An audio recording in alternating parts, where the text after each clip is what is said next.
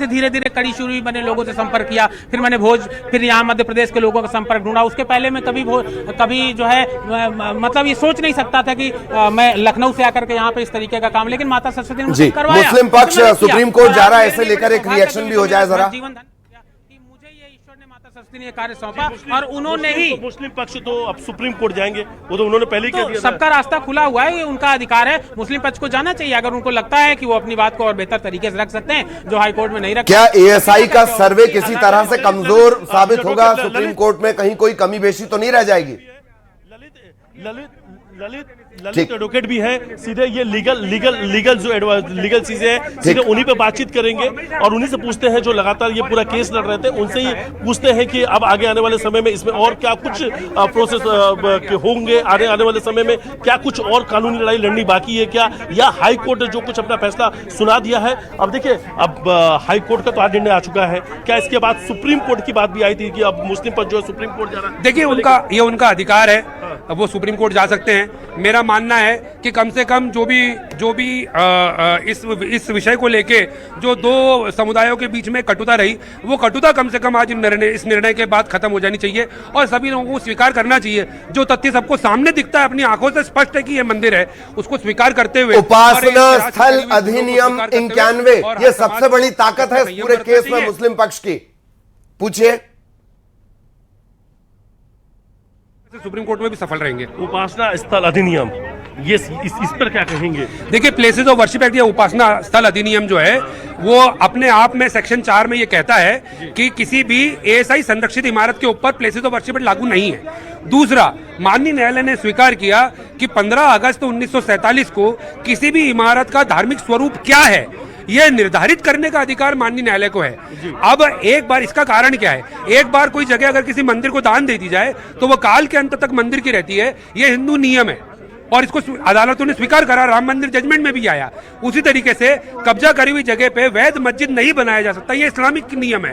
तो अगर किसी जगह पे कब्जा करके अवैध रूप से मस्जिद बनाने का प्रयास किया गया तो आज उसका धार्मिक स्वरूप क्या था यह तय करने का माननीय न्यायालय को अधिकार है। इसलिए उपासना स्थल अधिनियम जो है किसी मंदिर के धार्मिक स्थल के लंदन से वापस लाने की क्या प्रोसेस होनी चाहिए और इससे बहुत सारे मंदिरों का रास्ता प्रशस्त होगा। अब लंदन से प्रतिमा को वापस लाना है जी, माननीय न्यायालय ने कहा है कि लंदन से प्रतिमा वापस लाने का जो काम है ये दो सरकारों के बीच का विषय है। इसलिए माननीय न्यायालय ने भारत सरकार को निर्देश दिया है कि वो प्रयास करे जल्द से जल्द मंदिर से लंदन से मूर्ति वापस कैसे आ सकती है, इसके लिए जो भी संभव प्रयास है वो सरकार करे, ऐसा निर्देश दिया है। देखिए, 1970 में यूनाइटेड नेशन का एक कन्वेंशन था जिसमें यूनाइटेड नेशन ने बोला कि सभी देशों को एक दूसरे देश से जो भी अवैध रूप से मूर्तियां या जो ऐतिहासिक धरोहरें ली गई है वो लौटाना चाहिए। इसी के संबंध में 2014 के बाद से अभी तक बंद कर देना चाहिए। विभिन्न देशों ने हिंदुस्तान को लौटाई है, तो सरकार को प्रयास करना चाहिए और जल्द से जल्द ये मां वाग्देवी की मूर्ति वापस आनी चाहिए।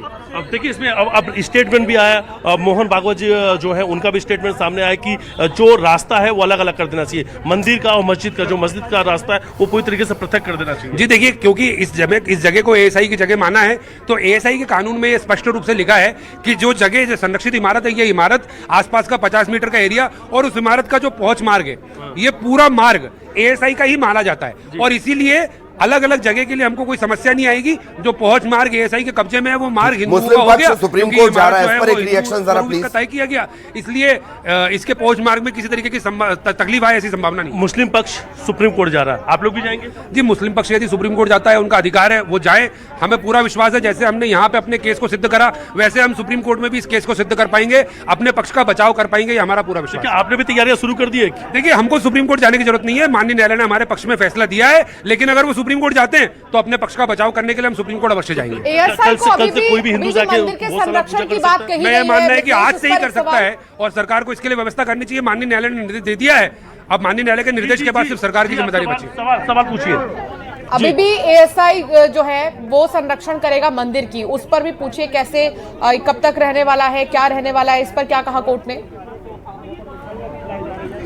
जिस तरीके से पूरा फैसला है, अब इसमें एएसआई की कितनी भूमिका, एएसआई का क्या कुछ और रोल रहने वाला है? देखिए, एएसआई अभी क्योंकि सुप्रीम कोर्ट का एक जजमेंट था जिसमें सुप्रीम कोर्ट ने बोला था कि जो भी खुदाई होगी, एक्सकेवेशन होगा, उसमें इमारत के स्वरूप को किसी भी तरीके की हानि नहीं हो, तो इसलिए काफी सारी खुदाई इसमें अभी बाकी रह गई है। धार के लोगों का मानना है कि उस इमारत में आज भी बजरंग बली की, भगवान हनुमान की एक मूर्ति उस इमारत में आज भी है, ऐसी कई और मूर्तियां शायद उस इमारत में आज भी है। अब एएसआई स्वतंत्र है अपनी तरफ से एक नया एक्सकेवेशन करके, रास्ता बनाने का भी एसआई का रहेगा कि जी बिल्कुल बिल्कुल, कि मंदिर का रास्ता अलग हो, मस्जिद का रास्ता अलग हो। ये काम भी एएसआई का रहेगा, दोनों का रास्ता अलग अलग करे, इसका प्रयास करे। लेकिन देखिए, आप और हम दोनों जानते हैं कि दोनों के दरवाजे भी आमने सामने हैं, इसलिए थोड़ा बहुत ओवरलैप हो सकता है। मुझे लगता है कि सरकार की प्रमुख जिम्मेदारी ये होगी कि अगर रास्ते में कहीं कोई ओवरलैप भी है, कोर्ट ने ये भी कुछ बात कही थी कि अगर मुस्लिम पक्ष चाहे तो सरकार से कहीं मस्जिद के लिए जमीन मांग सकते हैं। हाँ बिल्कुल बिल्कुल, माननीय न्यायालय ने मुस्लिम पक्ष को ये स्वतंत्रता दी है कि वो सरकार को एक आवेदन कर सकता है यदि चाहे तो, कि वो एक अलग जमीन प्रोवाइड करे,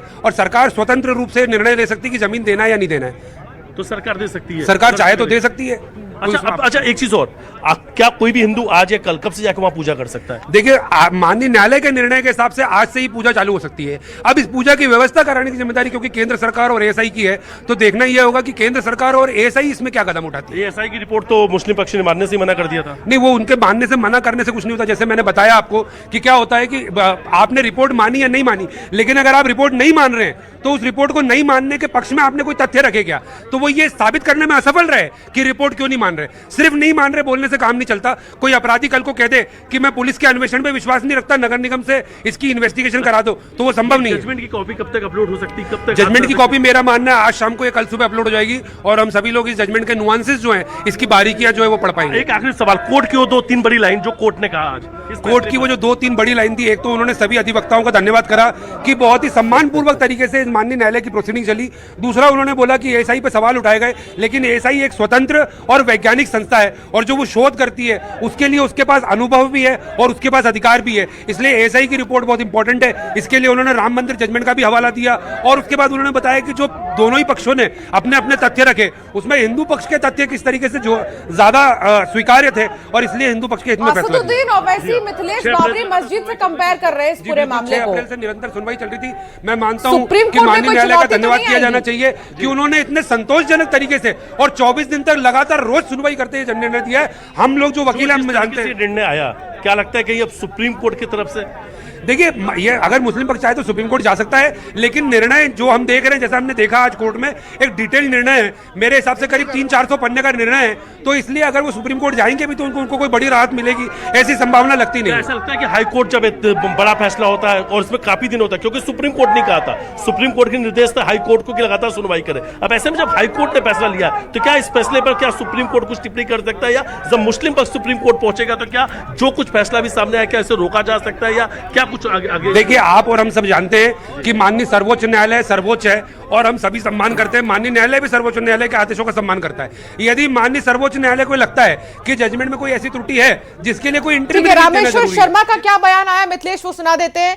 फिलहाल एक सेकेंड सुनिए। आज धार के भोजशाला का भी जो निर्णय है वो इसी का परिचायक है कि लंबे समय तक धार और उसके आसपास के सनातनियों ने संघर्ष किया, इसके बाद आज न्यायालय के द्वारा उनको जीत हासिल हुई है।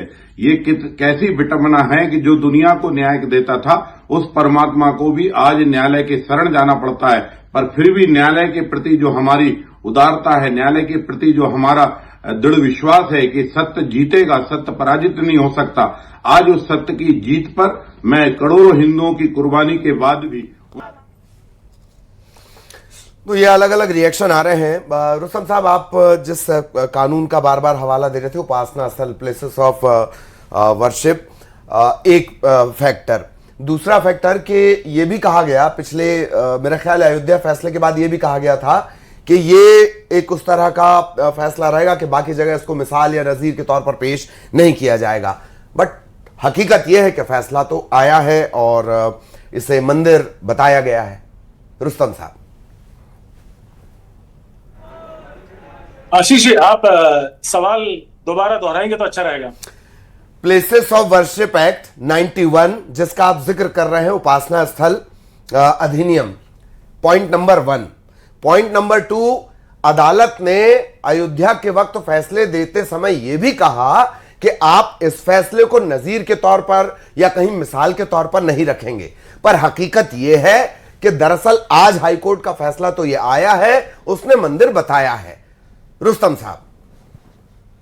आशीष जी, मैं भी तो यही कह रहा हूं, माननीय न्यायालय ने यह भी कहा था उस वक्त कि 1991 का एक्ट भारत के धर्मनिरपेक्ष ढांचे के लिए हाँ। एसेंशियल है, अनिवार्य है, और इसकी संवैधानिकता को चुनौती नहीं दी जा सकती।